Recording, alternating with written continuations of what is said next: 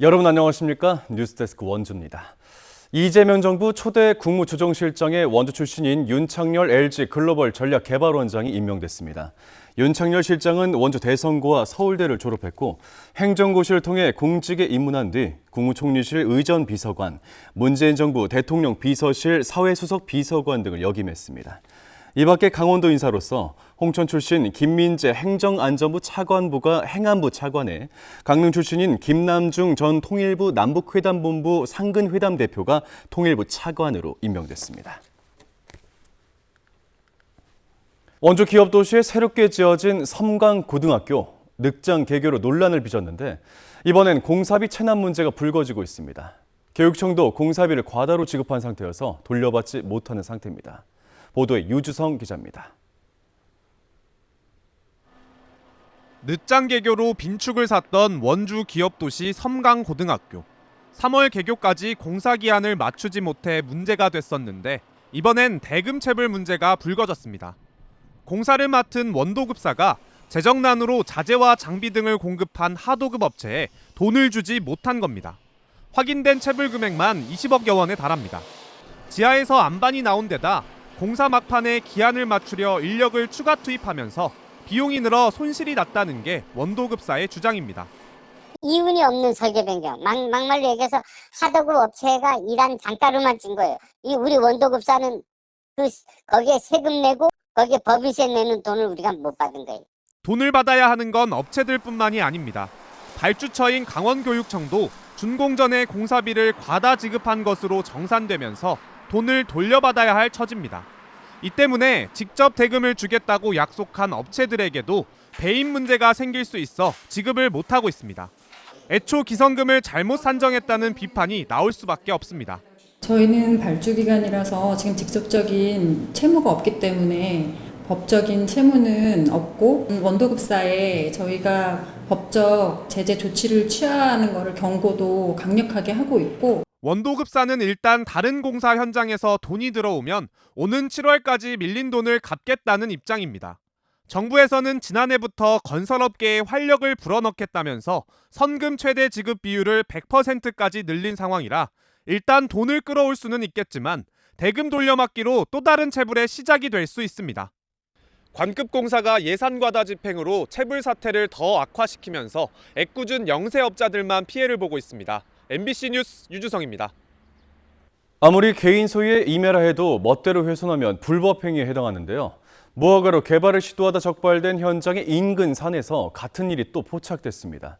개발 편의를 위해 수천 그루의 나무를 일부러 고사시킨 것으로 의심됩니다. 보도에 조성식 기자입니다.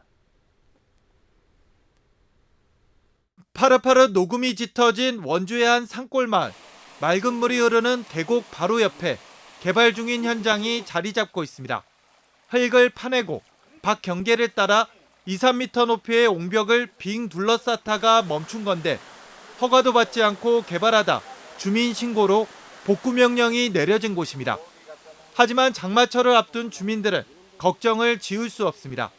비 오면은 이거 더구나 이거 폐굴재를 깔아서 지금 다져놨는데 이게 지금 물 방향이 흐르면 개천으로 갈 것이고 지금 보시다시피 이쪽에 토사 유출 위험도 있거든요. 바로 개울 옆에. 장마지면 이거 위험하죠. 그런데 인접한 산에서 불법으로 의심되는 현장이 추가로 포착됐습니다. 한창 푸르러야 할 나무들이 앙상한 가지만 남았고 하늘에서 내려다보면 산자락을 따라 죽은 나무들이 검은 띠를 이루고 있습니다. 소나무만 쏙 빼놓고 아카시나무와 밤나무, 참나무까지 수천 그루가 모두 죽었고 죽은 나무마다 어김없이 구멍이 뚫리는 적이 남아 있습니다. 산에 있는 큰 나무들 뿐만 아니라 이처럼 키가 작은 나무 하나하나까지도 뿌리에 구멍이 뚫려 있습니다.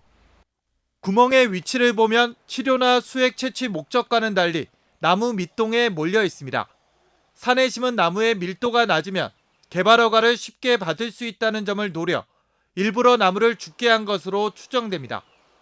이렇게 죽을 수가 없는 나무입니다, 이게. 더구나 가시나무 같은 거는요, 아무 데나 꽂아놔도 사는 나무입니다, 이게. 벌목허가를 낸다든가, 뭐 이런 허가를 받고 시행을 하게끔 돼 있거든요. 그래서 나무를 먼저 죽이자 해서 죽인 것 같아요. 사실상 불법과 꼼수 개발 행위가 일대의 무더기로 벌어지고 있는 건데 원주시는 현장 조사까지 벌였지만 나무가 집단 고사한 사건과 관련해선 손을 놓고 있습니다. 본인이 한 건 아니고 뭐 누가 했든 자기는 모르는 일이고 그게 시기도 특정이 안 되고 저희가 확인할 수 있는 건 항공 사진밖에 없는데 누가 증거가 없어서. 몰래 개발하다 적발되면 복구 신용만 하면서 야금야금 불법 행위가 계속 이어지고 있는데 행정당국의 허술한 단속과 솜방망이 처분 때문인지 무허가 난개발은 한층 더 과감해지고 있습니다. MBC 뉴스 조성식입니다. 김용태 국민의힘 비상대책위원장이 오늘 강원도를 찾아 지역 수건사업 협력을 약속했습니다. 당 쇄신안에 대한 강원 지역 당원들의 여론을 살피면서도 당권 도전설은 일축했습니다. 김세정 기자가 보도합니다. 전국을 돌며 당 쇄신안 관련 여론을 살피는 김용태 국민의힘 비상대책위원장이 오늘 춘천을 찾았습니다. 가장 먼저 김진태 지사와 만나 여야정 협의체를 꾸려 강원도 수건사업 차질을 막겠다고 했습니다. 또 이렇게 새 정부 출범 이후에 그전에 이렇게 노력해왔던 강원도 현안들이 얼마나 거기 또 반영되느냐 가지고 좀 걱정도 많고 그렇습니다. 오색 케이블카라든지 GTX-B 연장 노선이 정부가 바뀌었다라고 하더라도 예산이 깎여서 차질 빚지 않도록 저희도 야당으로서 정부와 또 강원도와 협력해서 적극적으로. 이어진 기자간담회에선 당 쇄신안 관련 질문이 이어졌는데 자신의 5대 개혁안에 대해 김 지사와 큰 틀에서 공감대를 이뤘다고 말했습니다. 그러면서 남은 임기 동안 중요한 것은 과거 당이 잘못했던 점을 처절히 반성하고 변화 의지를 보이는 것이라고 했습니다. 특히 지금 상황으로는 전당대회에 출마할 생각이 없다는 뜻도 분명히 밝혔습니다. 당이 개혁에 대한 부분들을 계속 미루거나 변화할 생각이 없다면 저도 전대에 출마하는 것 자체가 의미가 없다라고 생각이 듭니다. 김 위원장은 국민의힘 강원도당도 찾아갔습니다. 비대위원장 임기가 불과 일주일가량 남았지만 여론 수렴 행보를 이어가겠다는 의지입니다. 5대 개혁안이 제가 내세웠고 제가 저만 옳다라고 생각하지 않습니다. 그렇기 때문에 당원분들 또 강원도당의 주요 당직자분들의 생각도 중요하게 경청할 수 있는 또 김 위원장이 임기 마지막까지 전국 당원들의 호응을 얻어내 자신의 당 쇄신안에 부정적인 친윤계 의원 등을 압박하기 위한 전략이라는 해석도 나옵니다. MBC 뉴스 김세정입니다. 실제 주사 바늘이 들어간 위험한 장난감이 학교 주변에서 팔리고 있다는 소식을 지난주에 전해드렸는데요. 14세 이상 사용이라는 표시만 하게 되면 판매자가 없는 무인 매장에서 손쉽게 구할 수 있었습니다. 보도에 김도균 기자입니다. 외계인 모양의 인형에 주삿바늘로 이물질을 넣으면 여드름 같은 게 부풀어 오르고 손으로 짜내면 여드름처럼 붉은 물질이 터져 나옵니다. 이런 위험한 장난감은 더 있었습니다. 아파트 단지 주변 무인 문구점, 다양한 장난감 사이에 흉기 모양의 장난감들이 진열돼 있습니다. 플라스틱 재질로 된 칼 모형부터 총기 모양의 장난감 총, 수류탄 장난감까지 진열돼 있습니다. 무인 문구점에서 구매한 장난감 수류탄입니다. 누르고 던지면 터지는 장난감인데 직접 실험해봤습니다.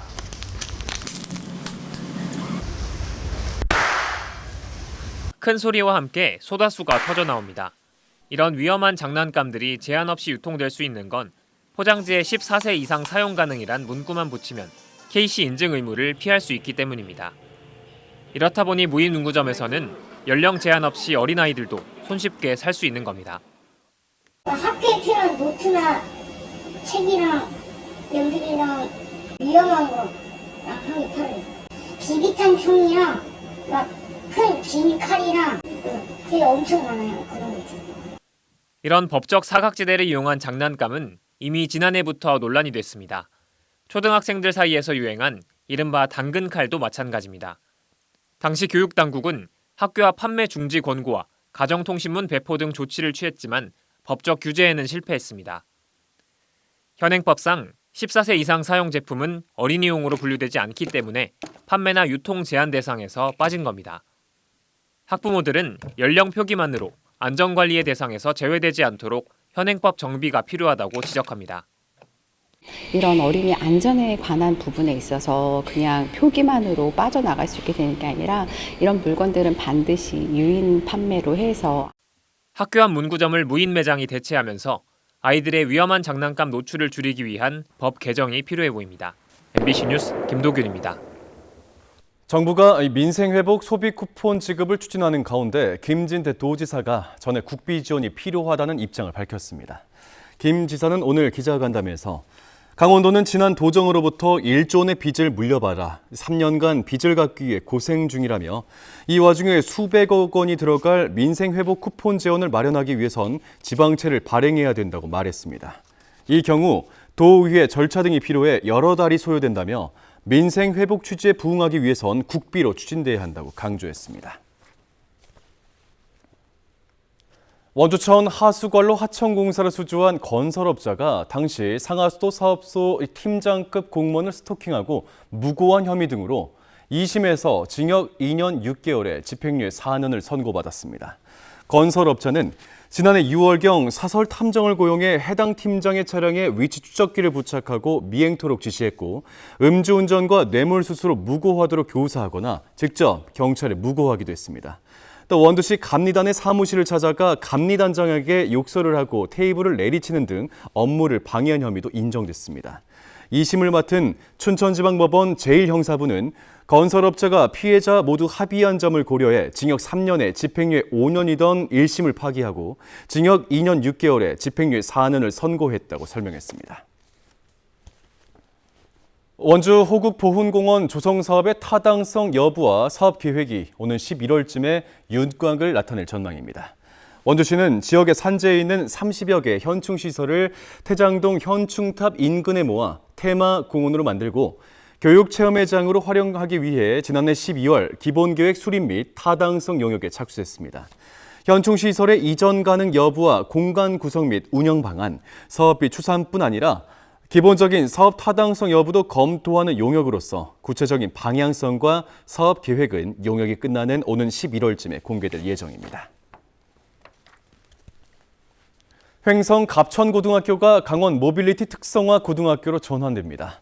강원도 교육청과 횡성고는 다음 달 업무 협약을 맺고 현재 일반 고등학교인 갑천고등학교를 미래 모빌리티 산업 중심의 특성화 고등학교로 전환하는 계획을 공식화합니다. 2030년 개교를 목표로 전국 단위로 학생 모집에 나설 예정이고 자율주행, 전기차 등 미래 자동차 분야, 드론 항공, 자동화 로봇 등 첨단 모빌리티 산업 중심의 교육이 진행될 예정입니다. 오는 2028년 완공 예정인 횡성 미래 모빌리티 거점 특화단지 조성과 연계해 맞춤형 인재 육성이 가능해지고 존폐 위기를 겪고 있는 소규모 학교도 활기를 찾을 수 있을 것으로 기대되고 있습니다. 영월군이 산업단지 환경조성 공모 사업에 선정돼 제1 농공단지 시설 개선에 나섭니다. 총 34억 6천만 원을 투입해 오는 2028년까지 아름다운 거리 플러스 조성 사업으로 단지 내 문화광장과 정원 등 공공 휴식 공간을 만들고 노후공장 청년 친화 리뉴얼 사업을 통해 단지 내 10개 기업체의 화장실과 휴게실 등 편의시설을 개량합니다. 영월군은 오는 30일 한국산업단지공단과 관련된 업무 협약을 체결하고 본격적인 사업에 들어갑니다. 음주운전 단속에서 적발되자 형의 이름을 대신 써낸 20대 남성에게 징역형의 집행유예가 선고됐습니다. 춘천지법 원주지연은 지난 1월 26일 아침 원주의 한 도로에서 혈중 알코올 농도 0.089% 상대로 운전하다가 경찰에 적발되자 운전자 의견 진술 아래 친형의 이름을 기재해 제출한 29살 신모 씨를 징역 1년 6개월에 집행유예 2년에 처했습니다. 지금까지 뉴스데스크 원주였습니다.